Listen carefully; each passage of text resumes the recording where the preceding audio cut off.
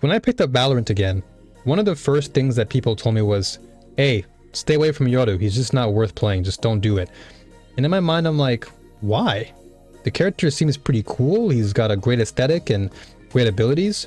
So I spent 10 hours with this guy to see why he's hated, so let's go straight to it.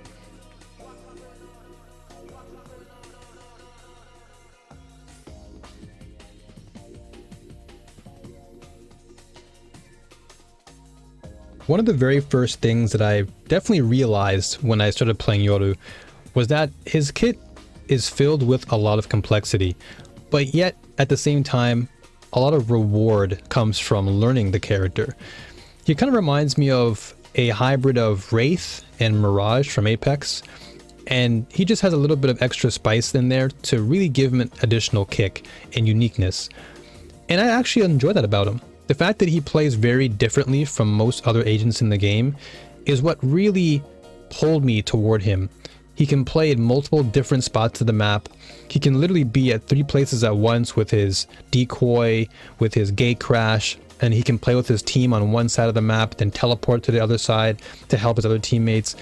The fact that his kit really provides a lot of creativity and versatility is really impactful, I think, in a team-driven game where so much of your attention needs to be placed on multiple areas, and the fact that he can cover those areas quite well is really nice.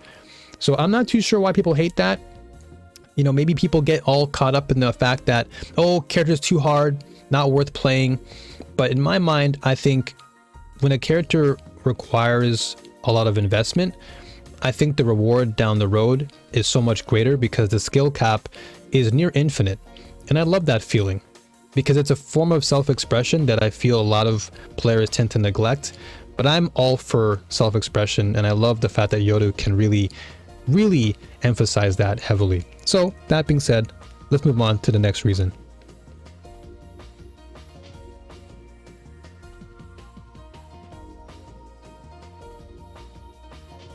In a similar vein to Mirage and Wraith, Yoru fits that archetype of being a character that's all about trickery.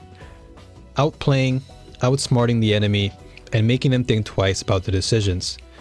That's the beauty of Yoru, but I also can see why people hate playing against it because it's very hard to handle. You're not too sure what to really do, how to really retaliate, how to counterattack, and in the right hands, Yoru can be an insane threat to the team. But I think that's the beauty of Valorant and Yoru as a character, is that he brings a new entire element of surprise, an element of intrigue and gameplay to the Valorant universe, which I think is great because unlike other games where they tend to be more linear in their approach and fighting style and shooting style, Yoru is thrown into the mix where his kit really gives the player a greater degree of control and freedom and expression. And that to me I think is important. So his insane trickery is fantastic, and while it can be annoying to deal with, I think once you're able to understand how to counter it, it's a little bit easier. But again, it's what makes the game fun and satisfying, is you have to try and figure him out. And when you do, great. If not, hey, keep learning. But that's the beauty.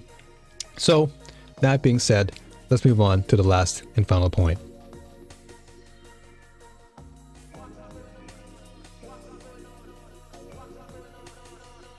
This final point somewhat alludes back to what I mentioned earlier about complexity, and the long-term investment, I think, is what turns a lot of players off from trying to learn or understand what Yoru does. And so that can be why people hate using him, because he's such a character that has so many layers that it creates this overwhelming sense of maybe, stress, or, oh, he's just way too much for me, so I can't deal with it. But I think that characters of his archetype are very rewarding in the long term. Short term, I feel you have other options available within Valorant that fit within that duelist category, that you want to go in, you want to entry frag, get the job done quickly. But I think with regards to Yoru, he's more of a methodical duelist. He's more of that slow, methodical, the second in type of frag. He's not the first to go in, because his kit really fundamentally, as I mentioned earlier, is about tricking the opponent, about outsmarting them. He doesn't want to be the first in because his ability doesn't necessarily give him the chance to push. He's more of, after you push, I'll push. Or after I throw my decoy, then I'll go in with you. Or after I throw in my blind, I'll follow up. It's not like he needs to go in first. He can be the one to almost, to some extent, play more of like a duelist support, where, as I mentioned, he can play on different parts of the map. He can be on one other side, lurking, gathering information with the clone, and then he can generate all that information, bring it back to his team, teleport, and then if he has his ultimate just gives him basically free information all day for a long period of time. So I think why players hate Yoru is just because he takes so much time to learn, and maybe players are just impatient. But if you are patient enough and you're willing to put the time into him, I think Yoru is arguably one of the best characters in the game, hands down. And if you can really make good use of his abilities, not only to outsmart enemies, but also just to play better positions on the map, gain information, and use that utility for just every situation possible, Yoru is awesome. So that being said, I hope y'all enjoyed this video. If you want to see more Valorant content, my live streams, be sure to like and subscribe. I do have a membership as well. If you want to become a member of the community, click on that join button and you'll be part of the New Warriors community. Look forward to more sci-fi content too as well.